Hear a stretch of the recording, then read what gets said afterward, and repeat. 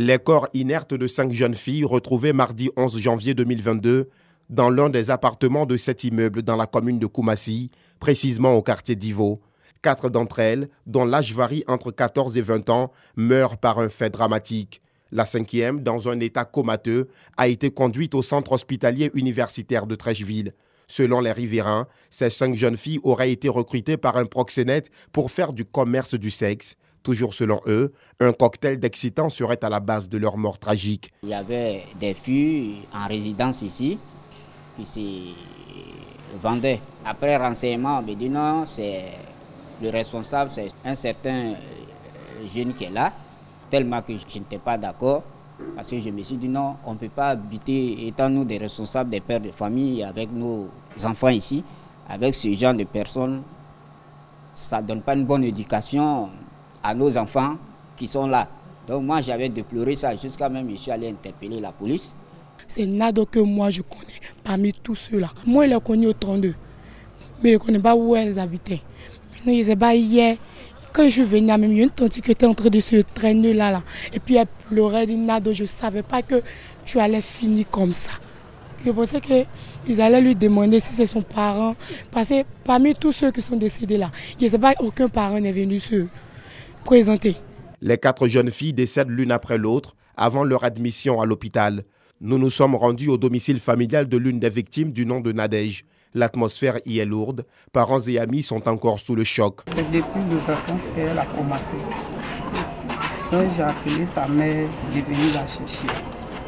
Donc elle est arrivée, elle dit elle ne bouge pas. Elle est partie à Cocody, je suis partie la chercher pour venir. Après ça, elle est repartie encore. Hier soir, elle était couchée et puis il y a une petite qui est venue m'appeler que où les nados là dorment. Il y a des filles qui sont décédées là. Mais elle pense que Nado est dedans aussi. C'est là que je suis partie. C'est arrivé, je vais faire sortir le corps et je vois que mon mère elle est dedans. Selon les premières informations recueillies par le GSPM, le groupement des sapeurs-pompiers militaires, ces filles sont mortes après plusieurs malaises. Quand nous sommes arrivés, d'après les renseignements recueillis, nous avons vu 5 personnes, dont 2 victimes qui étaient allongées sur le lit, 2 victimes par terre, à même le sol, et une autre victime dans le fauteuil. Donc quand nous sommes arrivés, nous avons engagé comme engin 2 ambulances, donc une ambulance de réanimation et 2 motos d'intervention rapide. Parmi ces victimes, il faut dire que nous avons déploré 4 décès certains et une autre victime qui était consciente et qui ventilait, qui a été prise en charge par le médecin de garde de l'ambulance de réanimation et qui a été évacuée au centre hospitalier universitaire de Treichville. Dans les faits connus arrivés, il y avait des vomissements partout. Informé de la situation, le premier magistrat de la commune s'est fait représenter par son collaborateur, l'honorable Kader Ouattara. Nous nous sommes informés auprès de ces autorités sécuritaires qui nous ont donc fait le point de la situation. Et effectivement, 4 corps étaient encore dans le studio. Et après donc les examens du médecin légiste, les pompes funèbres de l'hôpital général de Port-Bouët ont procédé donc à l'enlèvement et donc à l'acheminement des corps à la morgue de Port-Bouët. On n'a eu aucune pièce d'identification sur les victimes. Les seuls éléments que la sécurité a dû avoir, ce sont les téléphones cellulaires. Et donc ce sont les seuls éléments qui permettront certainement donc, à la police d'identifier les victimes. Donc nous demandons aux populations donc, de garder le calme. Les jeunes doivent savoir qu'il y a des infrastructures dans la commune qui leur permettent donc, de se former. Surtout les jeunes filles, il y a des IFEF dans la commune qui peuvent leur permettre de se former à des métiers qui pourront leur permettre donc, de se réaliser demain. La 5e jeune fille transportée ici au CHU de Treichville est-elle aussi décédée? Eh bien non. Contrairement à la rumeur, la jeune fille est toujours vivante, mais dans un état critique, selon les médecins. Impossible pour nous d'avoir accès à la salle de réanimation dans laquelle elle se trouve. Pour l'heure, l'origine de ce drame reste inconnue. Une éventuelle enquête de la police scientifique nous situera dans les prochains jours. Il a été déguerpi des lieux qu'il occupait à la case d'Anador, à l'entrée d'Abobo.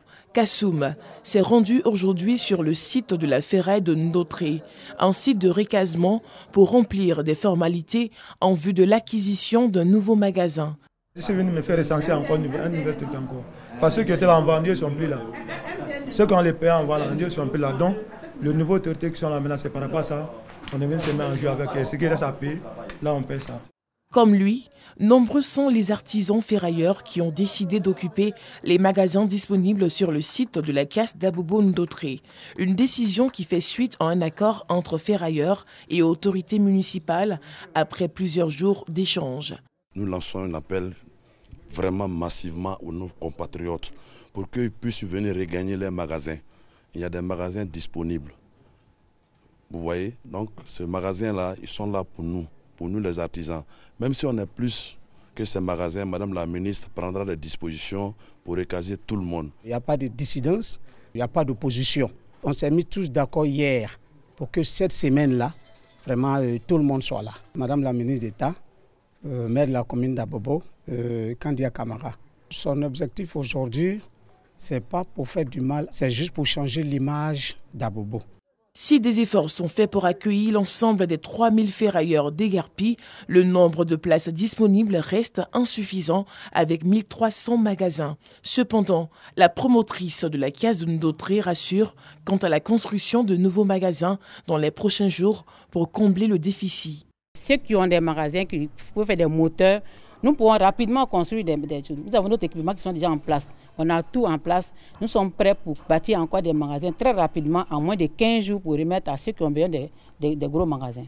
Pour un magasin de 12 mètres carrés de superficie, les ferrailleurs devront débourser la somme de 1 million de francs CFA payable en 4 mois avec un apport initial de 250 000 francs CFA en vue de son obtention définitive. Cette opération de recasement des ferrailleurs d'Abobo Anador vers la case de Ndotré est soutenue par le ministère de l'Artisanat à travers la Chambre nationale des métiers de Côte d'Ivoire. C'est l'une des plus grosses sensations de la CAN 2021. Pour leur première CAN en phase finale de Coupe d'Afrique, la Gambie réussit son entrée en lice. Opposés à la Mauritanie, les joueurs gambiens dominent nettement le sujet et sont récompensés de leurs efforts dès la 10e minute grâce à Abli Diallo. Un acquis d'un but que les joueurs gambiens conservent jusqu'à la pause. Menés au score, les Mourabitoun essaient tant bien que mal de revenir dans la partie, mais le score reste inchangé. L'unique but de la partie a suffi au bonheur des Scorpions qui s'offrent le gain du match. Grâce à ce succès, la Gambie lance idéalement sa compétition et rejoint le Mali en tête du groupe F.